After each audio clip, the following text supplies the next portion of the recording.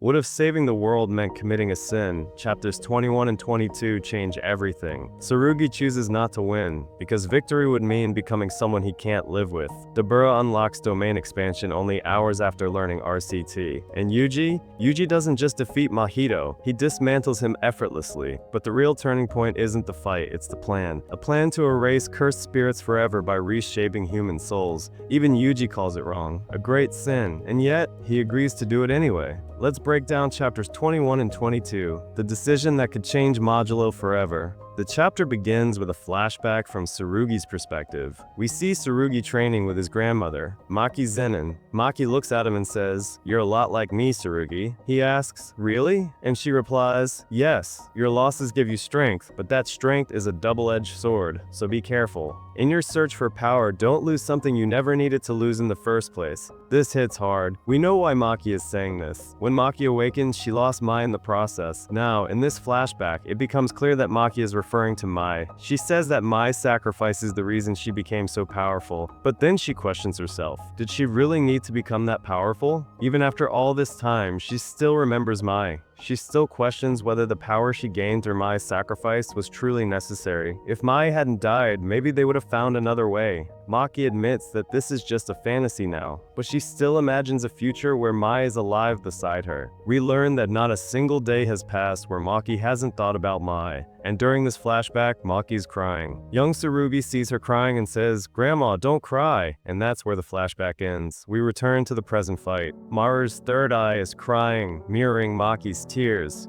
And then we see it. Tsurugi has been slashed across the chest. Maru asks, "Why? You would have won. Why did you stop?" Tsurugi answers honestly, "I don't know, but it felt wrong." We see the blood-splattered no U-turn sign again. A future where I won wouldn't have been the right choice. Maru shouts, "Who cares about right or wrong? You were fighting for Yuka." Tsurugi says, "I told you, I don't know. I'm only 17. He collapses into Maru's arms. He doesn't know what the correct path is, but he knows that killing Maru like that would have created another regret, another Mai, and he refuses to repeat Maki's mistake. Maru breaks down. He cries. "Tsurugi, the people of Earth, they belonged here from the beginning. There was life here. Curses were part of that life, but we, our home was stolen. If the ones who lived here from the start are right, then who owns the world? Who owns space?" As Maru buries his face, crying, Child Rika appears in front of him. Not cursed Rika, human Rika, smiling softly and dissolving. Scene shifts. The Sumerian mothership, Noun X, erupts in light. The mole ore that powers it begins levitating.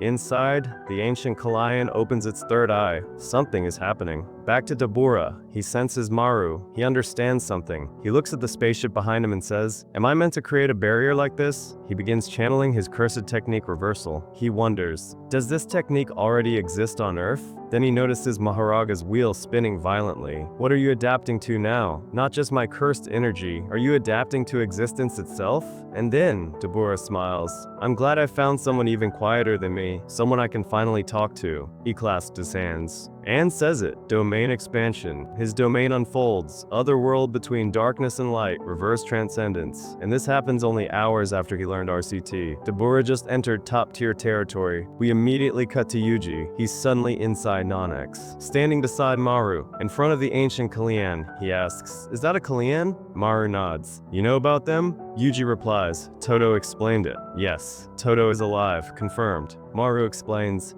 "This is our oldest Kalyan, enshrined in our mothership."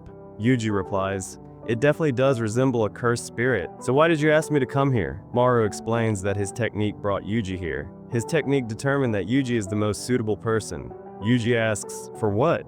Maru explains, "Using the cursed energy of Yuta and the mole ore. With my technique and his, I want to create harmony between humans and Sumerians." Maru admits he cannot do it alone, he needs Yuji, Earth's representative. Yuji asks, "What do you mean by harmony?" Maru answers, "A world where cursed spirits are never born." Yuji freezes. Because that was Choso's dream. He pulls out the Book of Souls, written by Yuki Tsukumo and given to him by Choso, and tells Maru that was his brother's goal. Then he says, "Let's do it." Maru is genuinely happy. It feels like a weight has been lifted from him. Maru says, "Let's go and speak to him first. He was also chosen by my curse technique as a key to harmony, just like you." He opens a curtain and says, "This is the path every soul walks after death."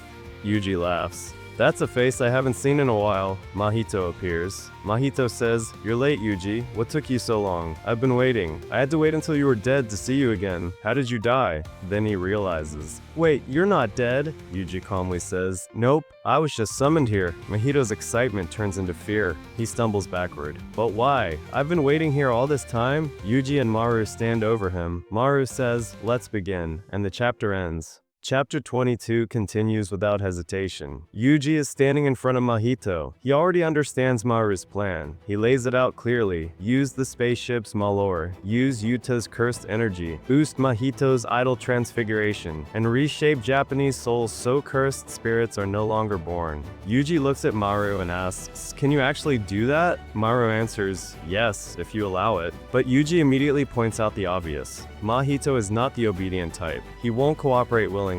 They'll have to subdue him. Yuji says he'll handle it, but he's worried about one thing. If I go too hard, I might accidentally kill him, and we can't use him if he disappears. Maru reassures him, this is the realm of souls. No one here truly dies. Defeat leads to subjugation, not death, so Yuji is free to go all out. Yuji then bends down to Mahito's level and says, "Did you hear that? You in?" Mahito has been silent this whole time, terrified, and as Yuji hunches down and mocks him, Mahito snaps and lunges at Yuji. We see all of the surroundings around them start to change. The soul realm reshapes into Shibuya. Mahito slams both of his palms on the ground and activates idol transfiguration. Grotesque worm-like tendrils erupt from the buildings. Mahito then thinks to himself, this entire place is built from matter almost identical to the soul itself. That means I can target everything here with my cursed technique. Out loud, he then says, "Let's see how young you look when I'm through with you." He then goes to cast his domain expansion, except as he says it, the paneling of the words domain expansion is blotted out with a splat sound effect. We then cut to a panel of Mahito's severed tongue and all 10 of his severed fingers that Yuji has just cut off in order to prevent him from finishing casting his domain expansion. Yuji sliced them before Mahito could complete the domain. No hand signs, no chanting, no domain release, just cleave.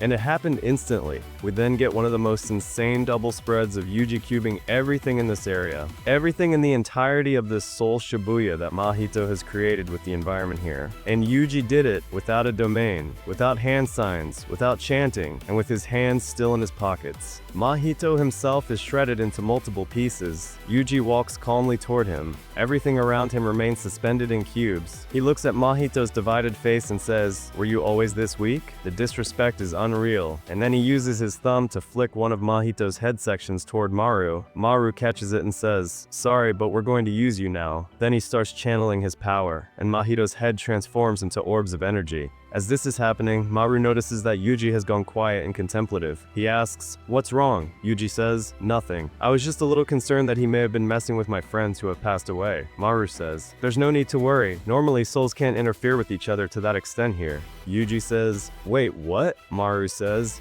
"Yeah, but that's what his cursed technique does. That's why we needed him. He doesn't have that much cursed energy left. He just regained his power temporarily due to the influence of my own cursed technique. That's all," Yuji says. "You really know everything, don't you?" Maru replies, "No. I only know it because we're in this place, and you gave me the information I'll need from this point forward." He's referring to Yuki Tsukumo's soul book. We then get a panel of Yuki's soul book, Yuta's ring, the malore, and the final piece, Mahito. He has been transformed into a doll version of himself, presumably by Maru's cursed technique. Maru says, "I just need some final confirmation about Earth's Kallians, the cursed spirits." Yuji explains clearly, cursed spirits are born from cursed energy leaking out of humans, and this phenomenon is largely exclusive to Japan. So to create a world where cursed spirits are no longer born, there are only two options: remove cursed energy from Japanese people entirely, or turn all Japanese people into sorcerers. Those are really our only options. Maru says the logic of option 2 is that a sorcerer's cursed energy circulates efficiently within the body, and using cursed techniques consumes cursed energy, which would result in an extremely small amount of leakage, right?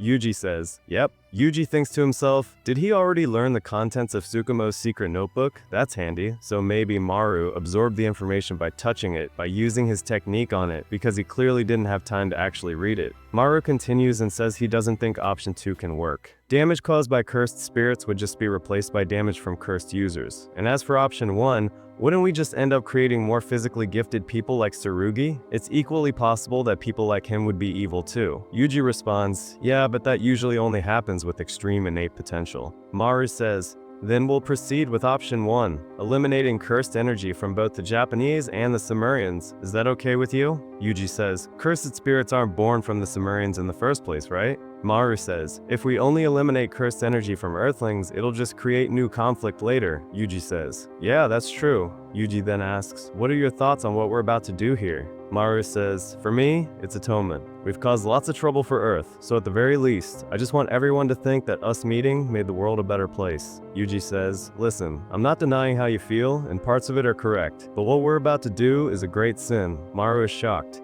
Yuji says, in exchange for safety, we're taking away all kinds of possibilities from the future. For example, research into using cursed energy as a new power source has been stalled. The arrival of aliens should have rapidly pushed that progress forward. Hundreds of years from now, resources might run dry and leave cursed energy the only thing for us to rely on. But we'd be taking away that possibility if we do this. And most of all, we'd be tampering with people's bodies without their consent. That's nothing to be proud of. Maru says, then what should I do? Yuji says, despite all of that, I'll do it. Maru pauses and says, are you sure it's okay? Yuji says, it's not okay. Even so, we'll do it. Maru asks, why? Yuji says, because I think it should be done. Besides, I'm still gonna live for another 300 years. I want to do everything I can while I'm still here. Plus, I can accept any punishment if it comes to that. Although, I wonder if I still won't age even without my cursed energy. Maru says, we won't interfere with the souls of current sorcerers and Sumerians. I want to limit it to non-sorcerers and people who will be born in the future. That way, people's lives won't suddenly change forever because of what we did.